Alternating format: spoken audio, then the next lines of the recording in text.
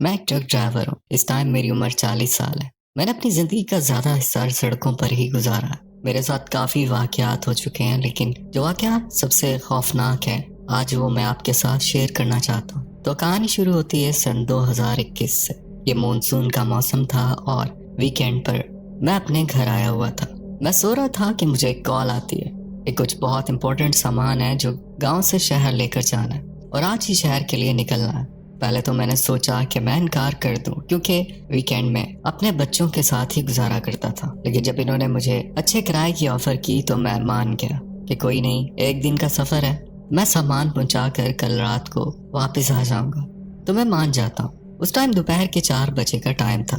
وہ مجھے اپنا ایڈریس دیتے ہیں اور میں ان سے کہتا ہوں کہ میں آدھے گھنٹے تک آپ کے پاس پہنچ جاؤں گا۔ میں جلدی سے اٹھ کر فریش ہوتا ہوں، چینج کرتا ہوں اور اپنی بیوی کو بتاتا ہوں کہ ایک ضروری ڈیلیوری کے لیے مجھے آج شہر جانا پڑ رہا، تو اپنا اور بچوں کا خیال رکھنا، اور گھر سے نکل آتا ہوں اور آدھے گھنٹے بعد میں ان کے دیے ہوئے ایڈریس پر پہنچ جاتا ہوں۔ تقریباً 6 بجے تک سامان لوڈ ہوتا ہے اور میں اپنے سفر پر نکل جاتا ہوں۔ جیسا کہ آپ جانتے ہیں کہ مونسون میں کب بادل بن جائیں اور برسنے لگیں کچھ پتہ نہیں چلتا۔ جب میں گاؤں سے نکلا تو آسمان پر ہلکے ہلکے بادل چھا چکے تھے اور ہلکی ہوا بھی چل رہی تھی۔ میں ٹرک میں میوزک پلے کر لیتا ہوں۔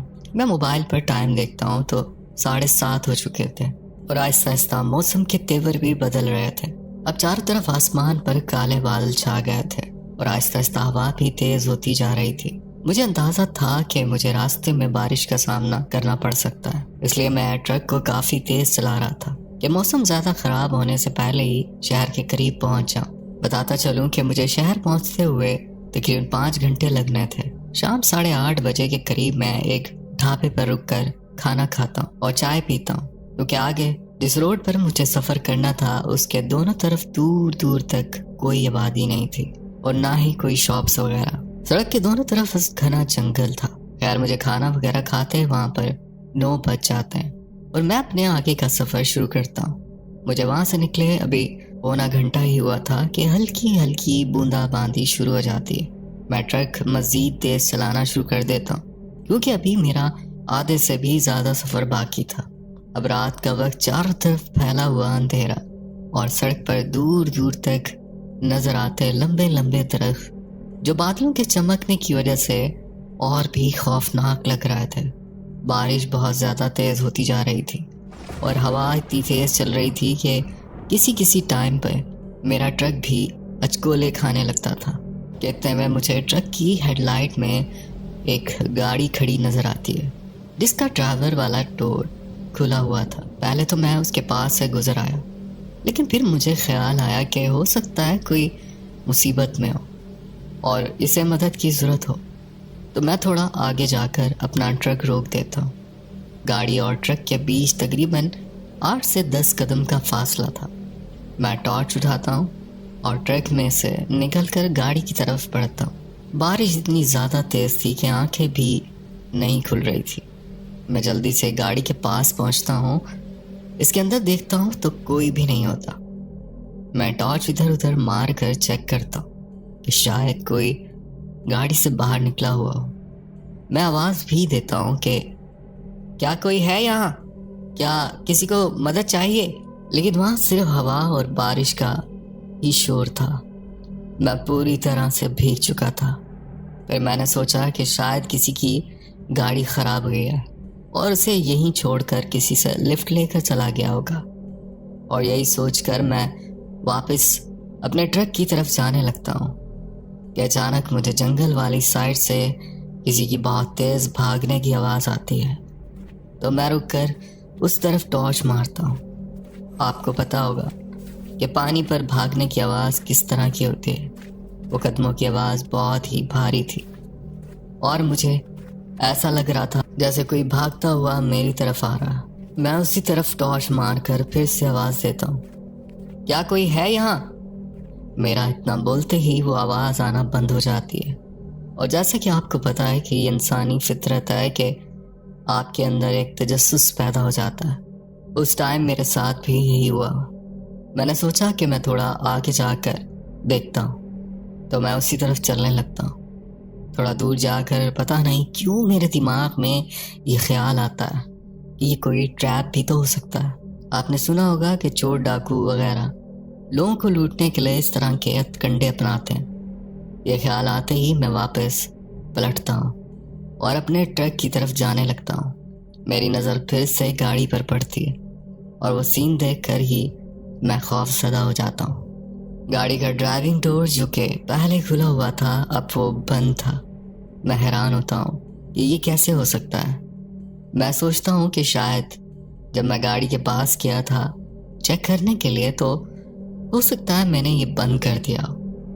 اپنے ٹرک کی طرف چل پڑتا ہوں اور ٹرک کو دیکھ کر مجھے ایک اور جھٹکا لگتا ہے۔ میرا ٹرک بھی بند تھا، اس کی ہیڈ لائٹ بھی، جبکہ میں تو ٹرک کو اور ہیڈ لائٹ کو چلتا ہوا چھوڑ کر نیچے اترا تھا۔ پر اس ٹائم میں اس چیز کو بھی اگنور کر دیتا ہوں اور دوبارہ سے ٹرک سٹارٹ کرتا ہوں اور وہاں سے نکل پڑتا ہوں۔ اور تھوڑی دور جا کر مجھے ایسا لگتا ہے جیسے ٹرک کے نیچے کوئی چیز آئی ہے۔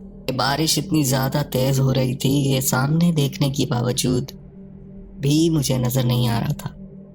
میں نے سوچا کہ ہو سکتا ہے کوئی جانور وغیرہ ہو جو نیچے آ گیا ہو، لہٰذا میں ٹرک نہیں روکتا اور اسے چلاتا رہتا ہوں۔ تھوڑی ہی آگے جا کر ایک بہت زوردار آواز آتی ہے، جیسے کہ ٹائر پھٹنے کی آواز ہو، اور میرا ٹرک بھی ان بیلنس ہو جاتا ہے۔ میں جلدی سے بریک لگاتا ہوں اور جلدی سے اتر کر نیچے آ کر ٹرک کو چیک کرتا ہوں تو میرے ٹرک کا پچھلا ٹائر پھٹ چکا آتا ہے، لیکن اس کے ساتھ ہی جو دوسرا منظر میں دیکھتا ہوں وہ میری روح نکالنے کے لیے کافی تھا۔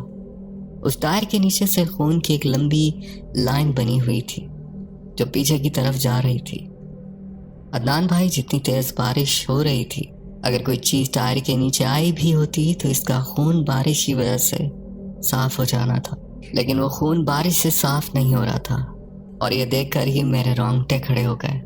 میں ٹرک کے نیچے گھس کر ٹارچ کی مدد سے ٹرک کے آس پاس دیکھتا ہوں کہ شاید کوئی جانور وغیرہ اس کے ساتھ پھنس نہ گیا ہو، لیکن وہاں کسی جانور کا کوئی نام و نشان نہیں تھا۔ میں ٹرک کے نیچے سے نکلتا ہوں کیونکہ اب مجھے کسی بھی طرح کر کے ٹائر چینج کرنا تھا۔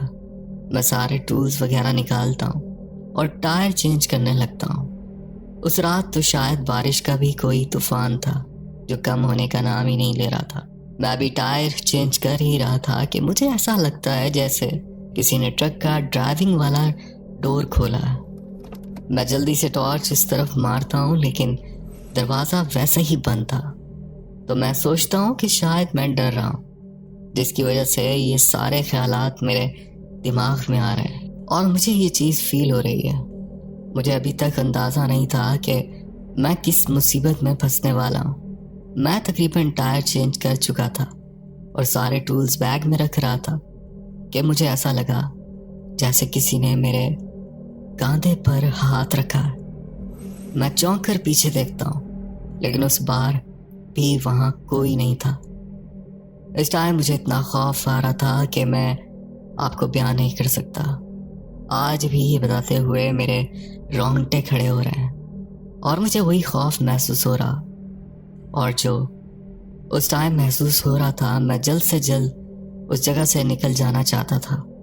میں جلدی سے سامان سمیٹ کر دوبارہ ٹرک میں واپس آتا ہوں اور دوبارہ ٹرک چلانا سٹارٹ کرتا ہوں۔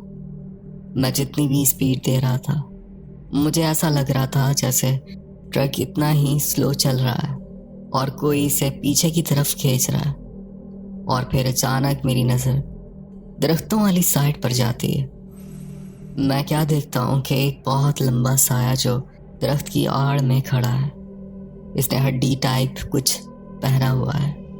مجھے ٹرک کی ہیڈ لائٹ میں نظر آ رہا تھا، لیکن جیسے ہی ٹرک اس کے قریب پہنچتا ہے اور میں وہاں دیکھتا ہوں تو وہاں پر کوئی نہیں ہوتا، لیکن وہاں پر مجھے ایک چھوٹا سا کچا سا راستہ نظر آتا ہے جو کہ درختوں کے اندر کی طرف جا رہا تھا۔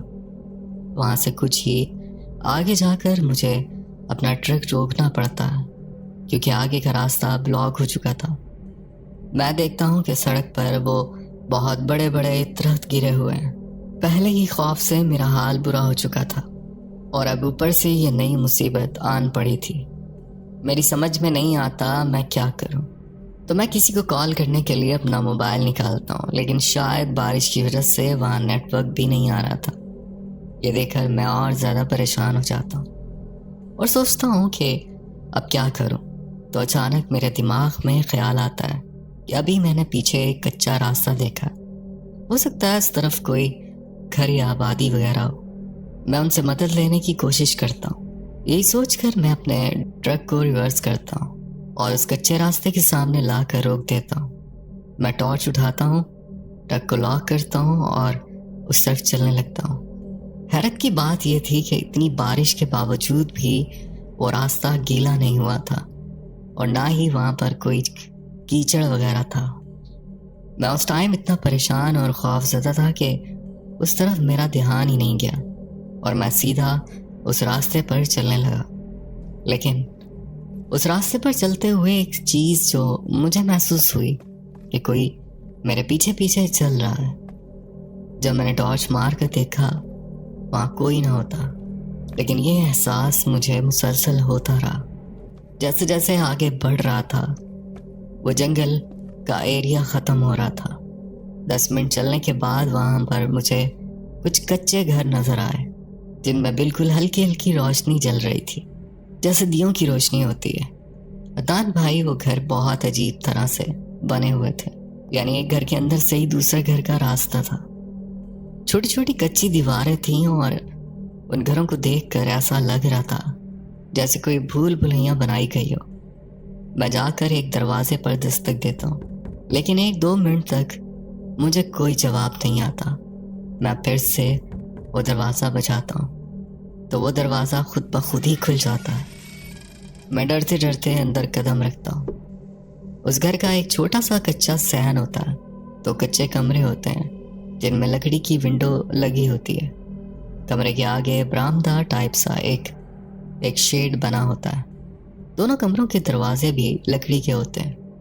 ایک دیوار کے اندر سے ہی ایک چھوٹا سا راستہ دوسرے گھر میں جا رہا ہوتا ہے، لیکن وہاں پر کوئی دروازہ وغیرہ نہیں لگا ہوتا، بس ایسے ہی دیوار کو درمیان میں سے توڑ کر ایک راستہ بنایا ہوتا ہے۔ خیر میں کمرے کی طرف بڑھتا ہوں اور ایک کمرے کا دروازہ کھٹکھٹاتا ہوں تو اندر سے آواز آتی ہے، بیٹا اندر آ جاؤ، دروازہ کھلا ہوا ہے۔ وہ آواز شاید کسی بزرگ عورت کی تھی۔ میں ہلکا سا دروازے کی ایک سائڈ کو پش کرتا ہوں، دروازہ کھلتا چلا جاتا ہے۔ کمرے کے اندر ایک لالٹین جل رہی تھی اور اس کی روشنی بھی بہت کم تھی۔ آدھا کمرہ تو اندھیرے میں ہی ڈوبا ہوا تھا۔ کمرے کے اندر داخل ہوتے ہی میری ٹارچ خود بخود بند ہو جاتی ہے۔ میں اسے پھر سے جلانے کی کوشش کرتا ہوں لیکن وہ آن نہیں ہوتی۔ میں سمجھتا ہوں کہ شاید اس میں پانی چلا گیا تو یہ خراب ہو گئی ہے۔ میں بھی یہی سوچ رہا تھا کہ مجھے آواز آتی ہے، بیٹا آگے آ جاؤ۔ اس لالٹین کے پاس 2 چارپائیاں پڑی تھیں جن پر وائٹ کلر کی چادر بچھی ہوئی تھی اور ان کے آگے ایک چھوٹا سا میز پڑا تھا جس کے اوپر شاید کوئی پانی والا برتن تھا اور ساتھ میں ایک گلاس پڑا تھا۔ یہ دونوں چیزیں اسٹیل کی تھیں۔ اب نظریں ادھر ادھر دوڑاتا ہوں کہ یہ آواز کہاں سے آ رہی ہے کہ اچانک میرے پیچھے سے کوئی بولتا ہے، بیٹا بیٹھ جاؤ، کھڑے کیوں؟ تو میں ایک دم اچھل کر پیچھے دیکھتا ہوں تو میرے پیچھے ایک بزرگ عورت کھڑی ہوتی۔ دیکھنے میں تو وہ 60-65 سال کی لگ رہی تھی۔ وہ بالکل ہی جھکی ہوئی تھی اور ان کے ہاتھ میں ایک سٹک بھی تھی۔ ان کے چہرے اور ہاتھوں کی جھریاں دیکھ کر ایسا لگ رہا تھا جیسے وہ 100 سال سے بھی زیادہ عمر کی ہیں۔ خیر میں ڈرتے ڈرتے ایک چارپائی پر بیٹھ جاتا ہوں اور وہ آ کر دوسری چارپائی پر بیٹھ جاتی اور وہ مجھے کہتی ہیں، بیٹا کافی ڈرے ہوئے لگ رہے ہو، پانی پی لو۔ تو میں ڈرتے ہوئے پانی گلاس میں ڈالتا ہوں اور پی جاتا ہوں۔ پھر وہ مجھ سے پوچھتی ہیں کہ بیٹا تمہیں کیا ہوا؟ تو میں انہیں اپنے ساتھ ہوا سارا واقعہ بتاتا ہوں۔ وہ مجھے کہتی ہیں کہ تم یہی بیٹھو، میں تمہارے کھانے کے لیے کچھ لاتی ہوں۔ میں انہیں منع کرتا ہوں کہ نہیں میں کھانا کھا چکا ہوں، لیکن وہ بہت زیادہ اصرار کرتی ہیں تو میں چپ ہو جاتا ہوں تو وہ دوسرے کمرے میں چلی جاتی ہیں۔ تو اتنے میں ایک بڑا سا سایہ میرے پیچھے سے نمودار ہوتا۔ میں ابھی پیچھے مڑنے کا سوچ ہی رہا تھا کہ مجھے اسی عورت کی آواز آتی ہے، بیٹا کیا ہوا؟ لگتا ہے زیادہ ہی ڈرے ہوئے ہو۔ تو میں دیکھتا ہوں کہ وہ کھانا لے کر آ رہی ہیں اور میرے سامنے رکھتی ہیں۔ تو میں جیسے ہی سالن والے برتن سے ڈھکنا اٹھاتا ہوں تو مجھے لگتا ہے جیسے میرے پیروں کے نیچے سے زمین نکل گئی۔ وہ برتن خون سے بھرا ہوا تھا، اس کے اندر ایک انسانی ہاتھ تھا، کچھ کٹی ہوئی انگلیاں اور انسانی آنکھیں تھیں۔ وہ دیکھ کر ہی مجھ پر خوف طاری ہو جاتا، اور میں جیسے ہی ان کی طرف دیکھتا ہوں ان کا قد بہت زیادہ لمبا ہو گیا اور شکل اتنی زیادہ بھیانک ہو گئی تھی کہ شاید میں آپ کو لفظوں میں نہ بتا سکوں۔ وہ مجھے دیکھ کر زور زور سے ہنسنے لگتی اور بہت ہی بھاری آواز میں کہتی، رحیم کھانا کھاؤ نا۔ میں بھاگ کر کمرے سے باہر نکلتا ہوں تو کیا دیکھتا ہوں کہ جس دروازے میں سے میں اندر آیا تھا اب وہاں پر کوئی دروازہ تھا ہی نہیں، اور جو دیواریں مجھے چھوٹی چھوٹی دکھائی دے رہی تھی اب وہ اتنی اونچی ہو گئی تھیں کہ اگر دو بندے بھی ایک دوسرے کے اوپر کھڑے ہو جائیں تو اس دیوار کو کراس نہیں کر سکیں گے۔ باہر بارش ابھی بھی ہو رہی تھی اور ہوا کے اس شور میں ایسا لگ رہا تھا جیسے کوئی سرگوشیاں کر رہا ہو، کوئی ہنس رہا ہے، کوئی رو رہا ہے۔ بہت سی ملی جلی آوازیں تھیں، بچوں کی، بڑوں کی، عورتوں کی، آدمیوں کی۔ میں ہمت کر کے اسی راستے کی طرف بھاگتا ہوں جو دوسرے گھر کی طرف جا رہا تھا، لیکن اس گھر کا نقشہ بھی سیم تھا۔ وہ گھر ایک لائن میں بنے ہوئے تھے، بلکہ کوئی آگے تھا، کوئی پیچھے، کوئی دائیں طرف تو کوئی بائیں طرف۔ مجھے اس اندھیرے میں بہت سارے لوگ نظر آ رہے تھے جو میری طرف ہی لپک رہے تھے۔ ان سب کے سر نہیں تھے، اب وہ سرگوشیاں اونچی آواز میں سسکیوں میں بدل گئی تھی۔ وہاں پر خوفناک آوازوں کا شور اتنا زیادہ تھا کہ مجھے اپنے کان پھٹتے ہوئے محسوس ہو رہے تھے۔ یہ سب دیکھ کر زور زور سے درود شریف اور چاروں کل آیت الکرسی پڑھنے لگتا ہوں اور انہی راستوں میں بھاگ رہا ہوتا ہوں جو گھروں کے اندر سے نکل رہے تھے۔ وہ جو بھی چیز تھی میرے پیچھے پیچھے آ رہی تھی اور میں مسلسل بھاگ رہا تھا۔ میرے جسم میں بالکل بھی جان باقی نہیں تھی۔ میں نہیں جانتا میں بھاگتے بھاگتے کب اس جگہ سے نکلا اور میں کب بے ہوش ہوا۔ جب میری آنکھ کھلی تو صبح ہو چکی تھی اور میں جنگل کے بالکل بیچوں بیچ پڑا تھا۔ وہاں پر کوئی کچا راستہ نہیں تھا اور نہ ہی اس طرح کے کوئی گھر تھے۔ میرا موبائل بھی کہیں گر چکا تھا۔ میں دیکھتا ہوں کہ میرے کپڑے پھٹے ہوئے ہیں جیسے کسی نے ناخنوں سے پھاڑے ہوں۔ جہاں جہاں سے کپڑے پھٹے ہوئے تھے میرے جسم کے ان حصوں پر ناخنوں کی خروشیں تھیں۔ میں ہمت کر کے وہاں سے اٹھتا ہوں اور سیدھا چلنے لگتا ہوں۔ رات کو جتنی دیر جنگل میں چلتا رہا تھا وہ راستہ اتنا تھا ہی نہیں۔ میں تقریباً 4 سے 5 منٹ میں ہی مین سڑک پر پہنچ جاتا ہوں اور سامنے ہی مجھے اپنا ٹرک نظر آتا ہے۔ میں جلدی سے ٹرک کے پاس جاتا ہوں اور جیسے ہی دروازہ کھول کر اندر بیٹھنے لگتا ہوں تو میرے ٹرک کی سیٹیں پھٹی ہوئی تھیں، بالکل ویسے ہی جیسے میرے کپڑے پھٹے ہوئے تھے۔ میں اللہ کا نام لے کر ٹرک سٹارٹ کرتا ہوں اور وہاں سے نکل جاتا ہوں۔ راستے میں مجھے کہیں درخت گرنے کی کوئی نشانات نہیں ملتے۔ میں آج تک نہیں سمجھ پایا کہ اس رات میرے ساتھ کیا ہوا تھا اور جو بھی مخلوق تھی میرے پیچھے کیوں پڑی تھی۔ یہ تھی میری ایک سٹوری۔ اگر آپ کو اچھی لگے تو شیئر کیجیے گا۔ بہت شکریہ، آپ نے اپنی سٹوری ہم سے شیئر کی۔ بڑھتے ہیں ایک اور سٹوری کی طرف۔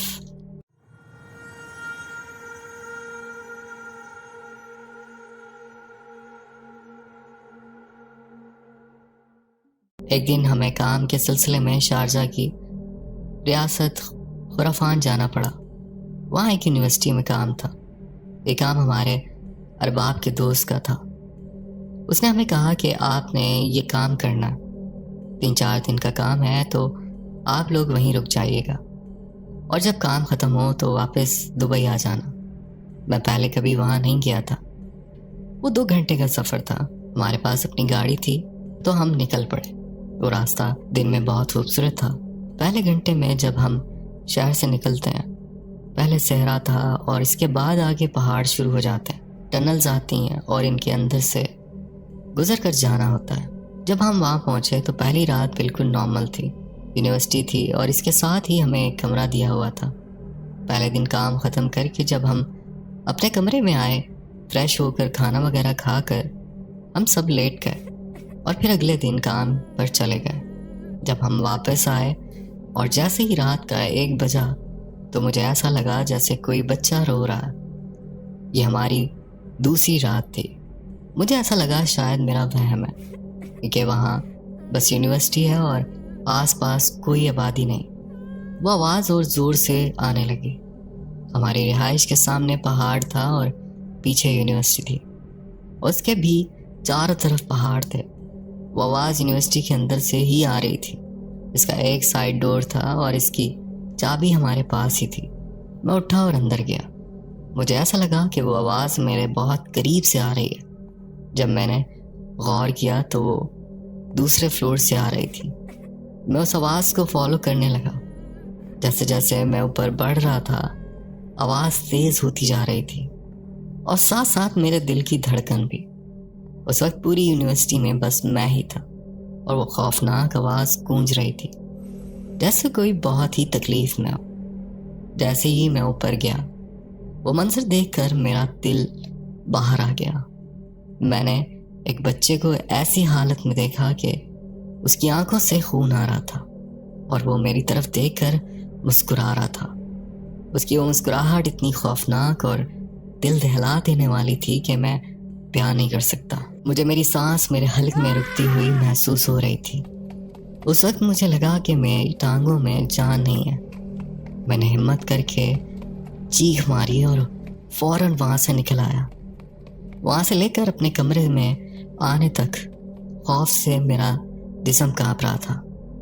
مجھ میں اتنی ہمت بھی نہیں تھی کہ میں پیچھے مڑ کر دیکھتا۔ میں گھبرا کر کمرے میں آیا اور اپنے بستر پر لیٹ کر اوپر کمبل لے لیا۔ میری ہمت نہیں ہوئی کہ میں دوبارہ وہاں جاؤں۔ باقی سب تو سو رہے تھے۔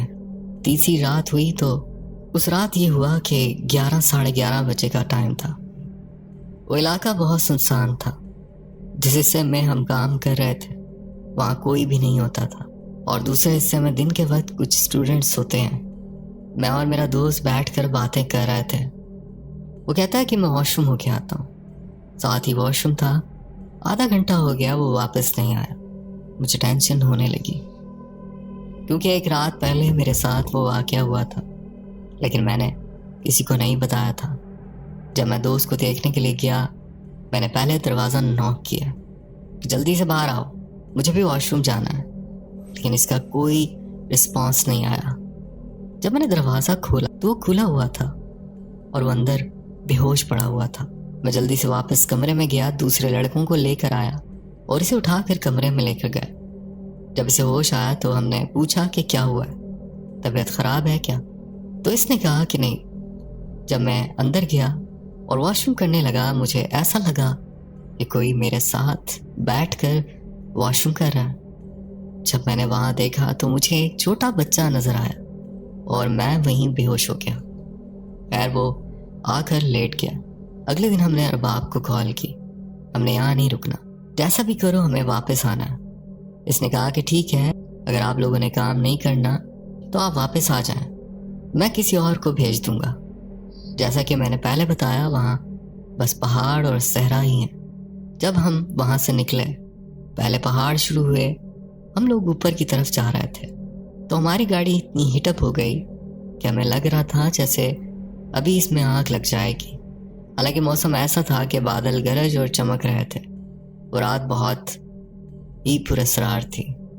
ہر طرف خاموشی، سناٹا، دور دور تک پہلے اونچے پہاڑ بادلوں کے چمکنے سے عجیب ہی خوفناک منظر پیش کر رہے تھے۔ اس سنسان راستے پر ہمیں ہماری گاڑی اور اس میں ہم 4 دوست، اور دور دور تک نہ بندہ نہ بندے کی ساتھ، اور ہم لوگوں نے گاڑی کو سویرانے میں روکا اور چاروں گاڑی سے نیچے اتر آئے۔ میرے ساتھ میرا دوست تھا ذیشان، جو منڈی بہاولدین سے ہے۔ اس نے گاڑی کا بونٹ اٹھایا تو وہاں سے بہت زیادہ دھواں نکل رہا تھا۔ اب آپ خود امیجن کریں کہ ایک سنسان جگہ ہے، ہر طرف اندھیرا، خاموشی، اور اس خاموشی میں آپ کو اپنی سانس تک سنائی دے رہی ہو۔ پھر آسمان پر بادلوں کی گرج چمک، اور سڑک کے بیچوں بیچ 4 دوست اپنی گاڑی کے پاس کھڑے ہیں، اور شاید وہ نہیں جانتے کہ آگے کیا دیکھنے والے ہیں۔ جب ہم وہاں سے نکلے تو گاڑی کا سب کچھ چیک کیا تھا، اس کا پانی وغیرہ بھی چیک کیا تھا، سب کچھ ٹھیک تھا، لیکن جب ہم لوگوں نے وہاں آ کر چیک کیا تو گاڑی میں بالکل بھی پانی نہیں تھا۔ ہم لوگوں نے ادھر ادھر دیکھا تو ہمیں سڑک کے ساتھ ایک چھوٹا سا چشمہ نظر آیا، اس میں پانی تھا۔ میں اور میرا دوست وہاں سے پانی لینے گئے۔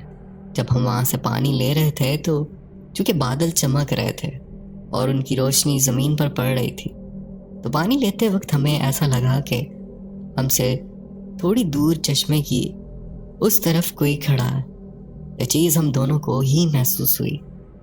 جب ہم 2-3 بار غور کرتے ہیں وہاں، تو ہم دیکھتے ہیں کہ وہاں وہی بچہ اور اس کے ساتھ ایک عورت تھی۔ عدنان بھائی بادلوں کی چمک میں نظر آتے، ان کے وہ خوفناک چہرے ہمارے جسم سے روح نکالنے کے لیے کافی تھے۔ وہ خوفناک منظر دیکھتے ہی ہم چیختے ہوئے گاڑی کی طرف آتے ہیں، جلدی سے اس میں پانی ڈالتے ہیں۔ ہمارے دوست پوچھتے ہیں کہ آپ کو کیا ہوا؟ ہم نے انہیں کہا کہ آپ بس جلدی سے گاڑی بھگاؤ اور چلو یہاں سے۔ تو اللہ اللہ کر کے گاڑی سٹارٹ ہوتی ہے اور ہم وہاں سے نکلتے ہیں۔ صبح آ کر ہم اپنا سارا واقعہ باپ کو بتاتے ہیں کہ ہمارے ساتھ یہ ہوا ہے، جس وجہ سے ہم وہاں سے آئے ہیں۔ تو یہ تھا میرا ایک واقعہ۔ اگر آپ کو اچھا لگے تو شیئر کیجیے گا۔ بہت شکریہ، آپ نے بھی اپنی سٹوری ہم سے شیئر کی۔ دوستو امید کرتا ہوں آج کی سٹوریز آپ کو پسند آئی ہوں گی۔ سٹوریز پسند آئی ہوں تو ویڈیو کو لائک کرنا نہ بھولیے گا۔ اگر آپ میرے چینل پہ نئے ہیں تو چینل بھی سبسکرائب کر لیں، بیل آئیکن پریس کر کے آل کا نوٹیفیکیشن آن کر لیں۔ اس سے ہوگا یہ کہ آپ میری ہارر سٹوریز فیملی کا حصہ بن جائیں گے۔ سٹوریز کے نوٹیفیکیشنز آپ تک پہنچ جائیں کریں گے۔ اپنا بہت خیال رکھیے گا، دعاؤں میں یاد رکھیے گا۔ مجھے دے اجازت، ملتے ہیں کسی اور انٹرسٹنگ سٹوری میں۔ اللہ حافظ۔